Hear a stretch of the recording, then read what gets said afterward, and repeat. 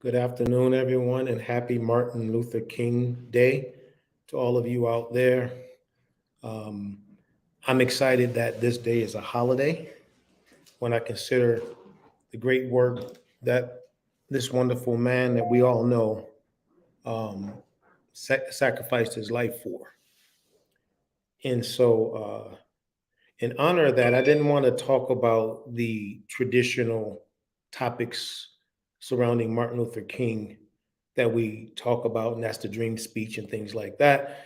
I want to take a step back and talk about other aspects of his life and the lives of many others who have benefited as well. And trying to put a different perspective and spin on some things that we've been hearing about recently. Martin Luther King went to Morehouse. Many people know that, some may not. And Morehouse is an HBCU, all right, Historic Black College and University. I attended Cheney University of Pennsylvania, which is the nation's oldest HBCU. And many of you know that I have a story, Five Garbage Bags and a Dream, and Chicken Soup for the African American Soul, that highlights how I showed up on Cheney's campus, truly by faith. Don't want to go into the story because it's not about me right now. But Martin Luther King attended Morehouse. And what I want to talk about today is I want to honor on this Martin Luther King Day HBCUs, because those of us who have experienced it, whatever campus you may have been on, I'm going to say something that's maybe a tad bit slightly controversial right now with all the stuff that's in the news, but I don't actually care. HBCUs are more than just about football.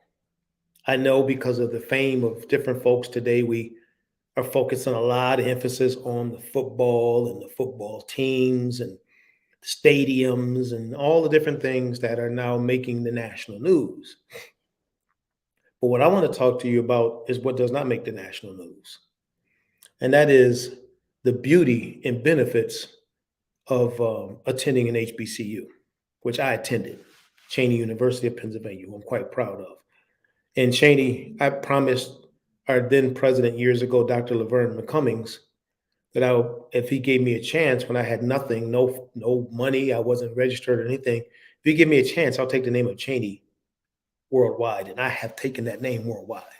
Okay, but the first thing I really want to talk about is one, people.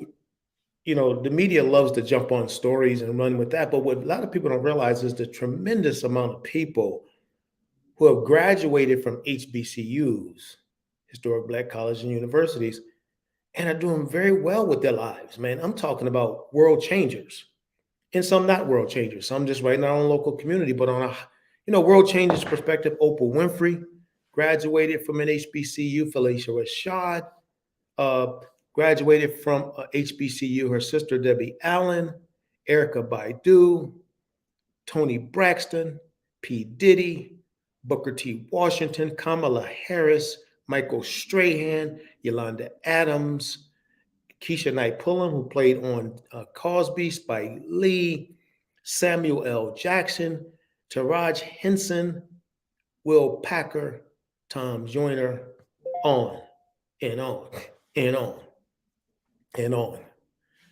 have graduated from HBCUs. And I think that's important to point out because the media doesn't talk much about that. It'll talk about coaches, and there's Coach Sanders have now gone on a prime, going on to Colorado. Now there's another coach, Ed Reed, coming in of it, Bethune Cookman, and there's a lot of turmoil over some of his comments, and everyone is kind of split down the middle as far as what it all meant. And I can understand a person who maybe gone to a certain school where they've had everything and everything was there for them because the resources were available.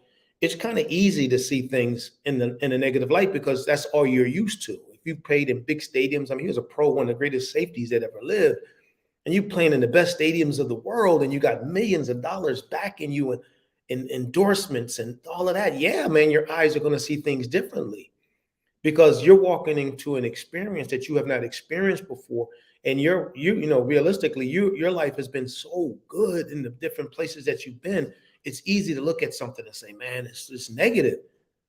But so there's people who have their thoughts and comments based upon their own experiences. But for those of us who attended HBCUs, we realized that, one, let me just say this, there's some HBCUs that are well funded. There's some of the bigger schools that have some of the best stadiums and some of the best equipment, and from a sports perspective. Then there's other schools, like my school, Cheney, didn't have much. So they kind of gave us what they could. But that was sports. I'm not here to talk sports today. I'm talking about experience. But one thing they did give me, and they give many of you out there, and if you've attended an HBCU, jump in and chime in and help me out here, put a post up and let's talk about it, let the world know, man. They give me a lot of support.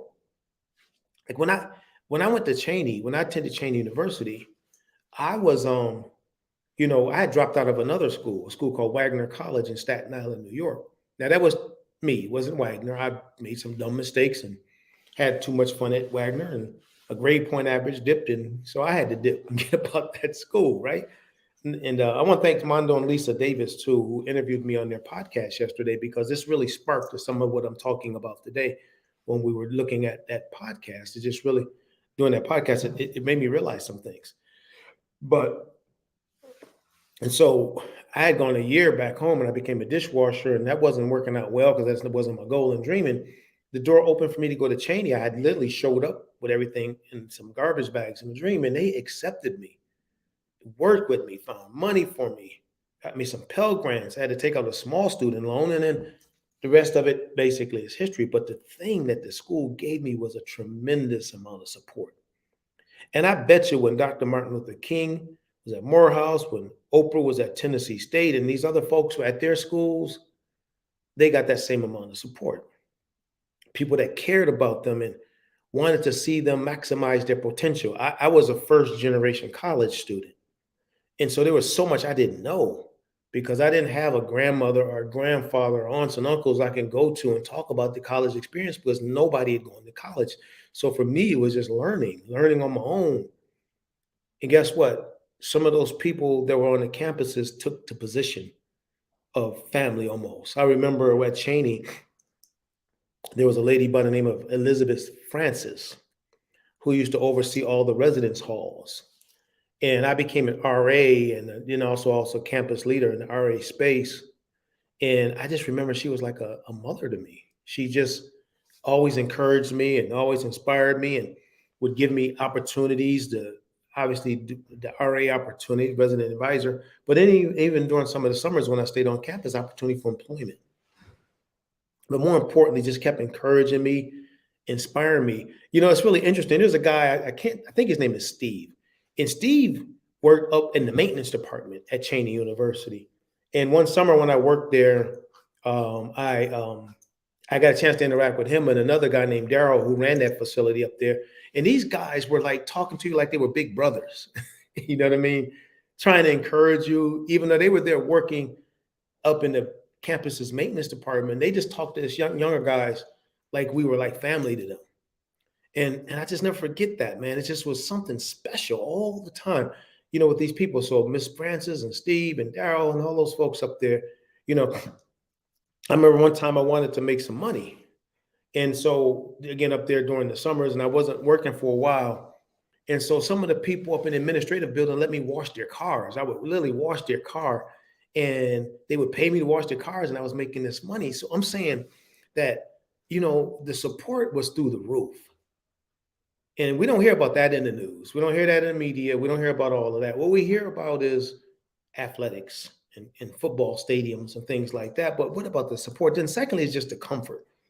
The comfort of being at a place that that really wants to see you succeed, and the comfort in conjunction with rigorous academics. Like I said, we have a laundry list here of people who succeeded, but these are people that probably somewhere around 90% of the people I went to school with, if I talk to them now, doing well, man. They corporate positions, nonprofit organizations, principals of schools, school superintendents, president and CEOs of companies. These are people I went to school with, professors on college campuses. I mean, just incredible, incredible outcomes from an HBCU. Like I said, Martin Luther King attended an HBCU. So they're more than just football. And so, um, and so the academics, the rigor, my professors didn't lower the bar. They didn't say, okay, oh, you're going to the HBCU. We're not going to expect you to be less. No, they pressed me and pushed me and made sure that I learned and could grow to where I am now in my life and career. I mean, just pushing me. I was a business major, I graduated with a degree in business administration, all right, and a minor in business marketing from Cheney University. I wanted to go into communications. I sometimes wish I would have because my real dream when I was a kid was to be a sports announcer. But probably could need a little more guidance from there back then. But the point I'm making is that that experience, it was just incredible. It was incredible, the learning, the growing, and the support. And then last thing I want to say, no matter where you would go on my campus, there was always someone that believed in you. I'll tell you a quick story before I go. This is a sports story. Um, when I arrived at Cheney, I that was my second go around with school. And then I got to a point where financially it was very difficult for me. And I did play football there. I was, college football linebacker. So I will share a quick football story. And so we had a coach named Andy Henson. And Andy had been in college football and HBCUs for a lot of years. And I remember one semester, I couldn't go back to school. I just didn't have enough money. They would help me with the money. But then there was sometimes there was a certain amount of money I would have to get.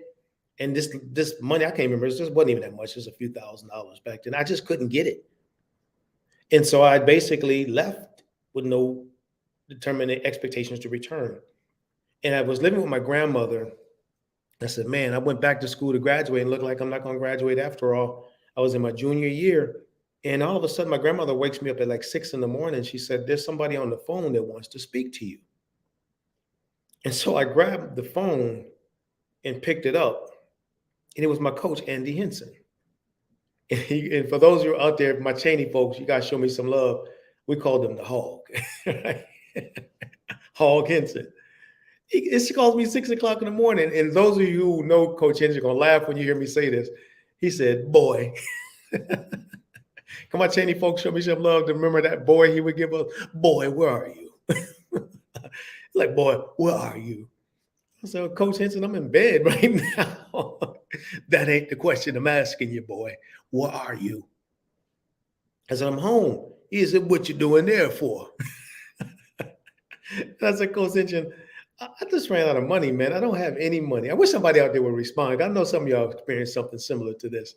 And he said, boy, I didn't ask you about all that. He said, why are you not on this campus? I said, Coach, I just don't have any more money. He said, how soon could you get down here? I said, Coach, I'm about to take a little job. He said, boy, you ain't working for nobody. How soon you'll get down here? I said, what do you mean? He said, I'll take care of things. Get down here. Just get on this campus. And I literally believed him and believed in him. And I showed up on that campus and they hooked me up with this thing called the Wade Wilson Scholarship.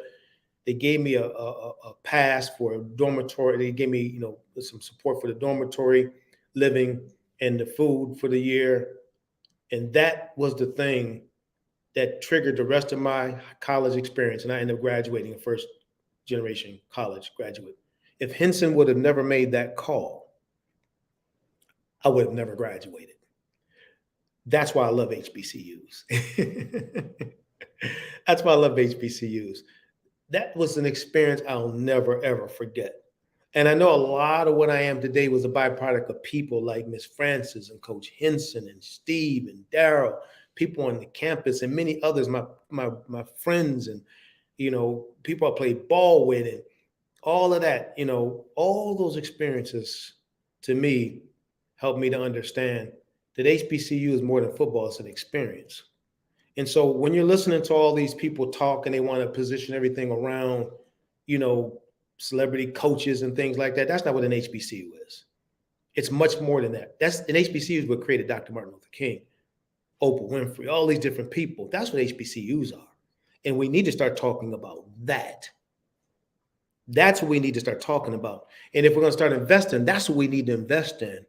And if these companies and organizations got those community reinvestment dollars, that's what you want to pump it, because the folks that's coming off of these campuses with limited resources. Imagine what would happen if we had greater resources financially. I encourage corporations out there to invest in HBCUs. We talk about human capital. That's a great place to put your money. Some of your next doctors, lawyers, scientists going to be right there on those HBCU campuses. My wife went to North Carolina A&T. She's an Aggie. And boy, have I heard that for 29 years. Aggie pride. Some of your Aggies out there know what I'm talking about. I just used to say to her, Cheney pride, just to mess with her. Because, oh, you would hear Aggie pride. Oh, Lord, man, that's all this Aggie stuff. And then all her friends were Aggies. They would all come around, like all these Aggies around me. But the school she attended had one of the top engineering schools in the United States of America. My wife graduated with a degree in electrical engineering, and for years worked for Philadelphia Electric Company. And most of her peers to this day are still engineers for different corporations and businesses and organizations. Some of the top engineering students in the world go to A&T, but nobody ever talks about that. Cheney was known for being a teacher's college. Some of the best, matter of fact, Joyce Abbott, this show that is nationally acclaimed, that teacher is a Cheney graduate. Nobody ever talks about that. I want to let y'all know HBCUs are phenomenal. And let's stop focusing on just the football and the primes and the Reeds of the world, because we can't have two people define an entire campus experience. It's about all the hundreds and thousands of professors and teachers, campus presidents and alumni association leaders that are doing whatever they can to bring recognition to some of the greatest schools in the world. That's HBCU. So let's honor Martin Luther King by looking at that, get our eyes off all this other stuff, because people like me, who life was changed by an HBCU, we see it differently. And my hope and my prayer is that many of you will as well. If you believe what I'm talking about, share this video with folks. Just take and share it and get this message out there, because I know I'm ruffling some feathers, because that's all folks want to look at is one aspect of something. But I'm telling you, there's an aspect that's more than just what society has turned it into. HBCUs produce some of the most amazing human beings. Like I said, many of my friends I graduated from college doing well now, doing okay. Well is relative. I'm not talking about, Oprah Winfrey level and all of that. I didn't graduate with him, but Ed Bradley, who was on 60 Minutes, was a Cheney graduate as well. All right. My good friend Jim Ellis, the movie The Pride is all about, the swim coach, is a Cheney graduate. There's graduates from these schools that nobody ever talks about, because we're focusing on 2 and 3 people. So let's, like I said, please share this with some fun. And I'm not doing this for any rhyme or reason or recognition of anything. I'm sharing from my heart because of my experience. And as we celebrate Martin Luther King Day, let's realize he graduated from an HBCU. Your current vice president is a graduate of an HBCU, Howard University. And let's look at the schools from that perspective. Let's support the schools from that perspective, because some of the greatest minds in this country are sitting right on those campuses today. God bless.